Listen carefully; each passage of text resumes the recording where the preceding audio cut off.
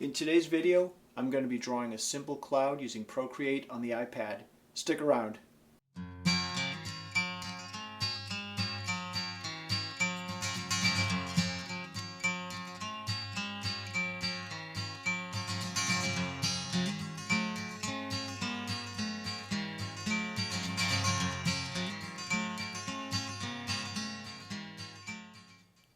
So we're creating a drawing here on the Procreate program. This is on the iPad, and we're going to select a canvas here. This is just starting out with a basic canvas. You can think of it as a piece of paper.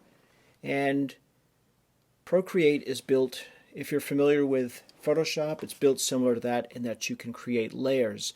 If you're not familiar with these digital programs, think of layers as transparent pieces of paper. And I've set the background, I've set this paper to a neutral gray because we're going to be drawing in black pencil and combining white pencil with that. So we've got the transparency of the paper underneath. We're going to name that layer.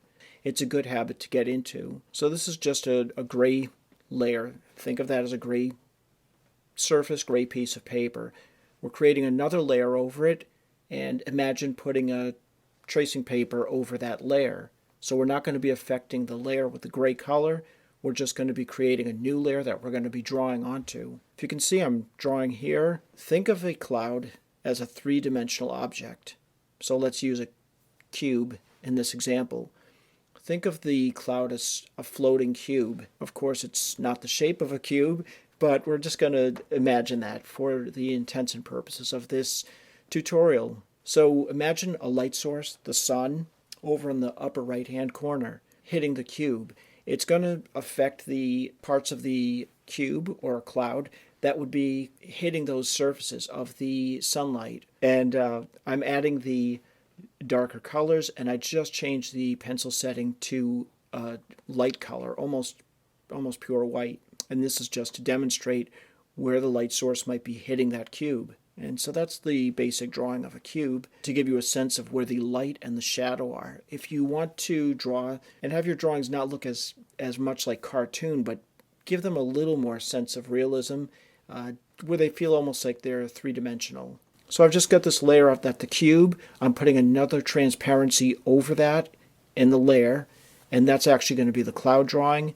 I've got this set as a 6B pencil. You can change this to anything you would like. But in these demonstrations, we're going to stick with grayscale. We're not going to adjust any colors in this really. And it's as if you have your pencils at home, or if you've got preferably charcoal pencil and a white charcoal pencil, also called a white pastel pencil. Charcoal and white pastel can blend really well. I use General's charcoal pencil, and I have General's white pastel pencil, or sometimes they're referred to as white charcoal. So I was working off of a very basic image of a cloud. You know, we can guess at how a cloud is going to look, but sometimes it's better to use just a rough reference of a cloud, something similar that you want to create. You can take a photo of a cloud that you see, or you can just practice on one. You know, clouds shift all the time. They're never going to look identical. Just drawing through this, the Apple Pencil that I'm using here on the iPad through this Procreate program is touch sensitive. So I'm using very light pencil strokes, and that's why you're not seeing this come out so solidly. But that's very much, if you're not using a program and you're just drawing, it's good to get your basic shapes down, just using very light pressure. You're just noticing the basic shapes. Think of it still here as this floating cube, and we're going to just start coloring in some of the shaded areas, darkening some of these areas that are in the shaded part of this cloud, using a little bit of a blending tool that often you can use when you're drawing. Sometimes people will use their fingers, but there are tools called blending stumps that will basically lightly smudge the imprint of the color that's on the paper, or the markings that are on the paper, just blending them in, giving them a slightly smoother overall look. So just using light pressure, and I want this to be applicable for anyone that's going to use standard, charcoal pencils and paper. You're seeing me doing this here on the iPad, and if you have iPad and Procreate or a very similar program, that's great. You can keep all your projects, all your illustrations, and your practice on your drawing digital. That way you're not using any paper. You don't have to necessarily keep anything you're doing if you're just practicing and trying to get a good feel for this. If you don't have this program and you only are using paper and a traditional pencil or charcoal and white charcoal, don't feel like you have to go out and buy an iPad or an Apple Pencil if you are just wanting to explore this, unless you really want this to become something you're going to put a lot more time into. Or if you already have an iPad, you can download the Procreate program for approximately $10. And it's a one-time purchase. Once you own it, all the new updates will be installed automatically, as long as you keep your iPad software up to date. Procreate is constantly making improvements and changes, and they're adding on things. I'm trying to use the Procreate program to more closely resemble in a traditional way. There are so many techniques you can use in Procreate. It will automate some things for you. You can grab a color and fill in a shape. You can change the gradients of that. You can alter it in a lot of ways. But what I found is people tend to like, at least in my style, they tend to like what I do on traditional pencil and paper, and so I apply that overall look to what I'm creating digitally.